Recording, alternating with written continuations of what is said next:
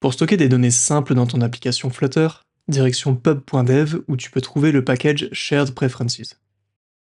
Ce package, c'est un grand classique, la plupart des applications Flutter l'utilisent.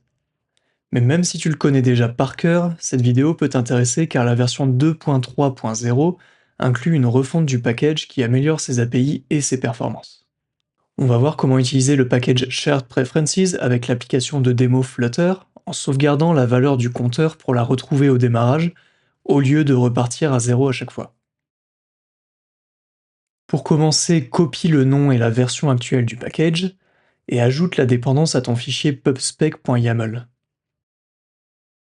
Crée une instance pref en appelant la méthode statique sharedpreferenceswithcache.create et passe-lui un objet sharedpreferenceswithcacheOptions.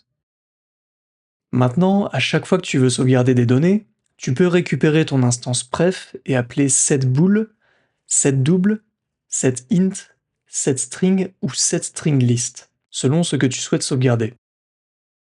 Dans mon cas, le compteur c'est un entier, alors j'appelle setInt avec la clé de mon choix et la valeur courante du compteur après chaque mise à jour. Pour retrouver les données sauvegardées quand je relance l'appli, je me mets au niveau de l'initialisation de l'état de mon widget stateful et j'appelle maintenant getInt. Je fais attention à bien utiliser la même clé que tout à l'heure pour récupérer la bonne donnée. Si la donnée sauvegardée existe, il ne me reste plus qu'à appeler setState pour mettre l'interface à jour avec la bonne valeur du compteur. Je teste rapidement mes changements et je vois que la valeur de mon compteur persiste bien d'un lancement à l'autre maintenant. Comme son nom l'indique, Shared Preferences with Cache utilise un cache.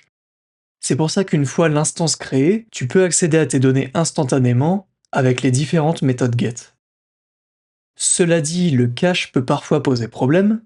Dans ce cas, tu peux faire appel à la méthode reloadCache pour relire les données sur le disque et actualiser le cache.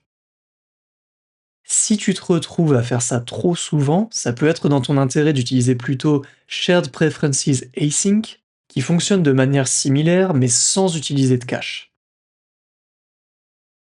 Pour cette raison, les méthodes get ne te retournent plus les données instantanément, mais plutôt des futurs, car elles vont lire les données sur le disque à chaque appel, pour t'assurer d'avoir toujours des données à jour. Shared Preferences fonctionne sur Android, iOS, Linux, macOS, le web et Windows. Pour chaque plateforme, le package utilise une implémentation optimisée tout en te fournissant la même API simple.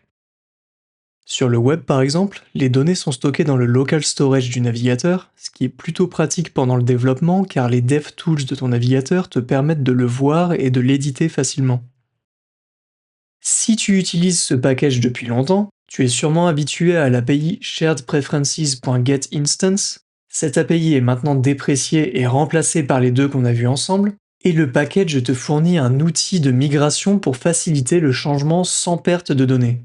Ajoute une méthode privée dans laquelle tu vas créer une instance de Shared Preferences Options, puis appeler la méthode de migration au nom à rallonge fourni par le package Shared Preferences.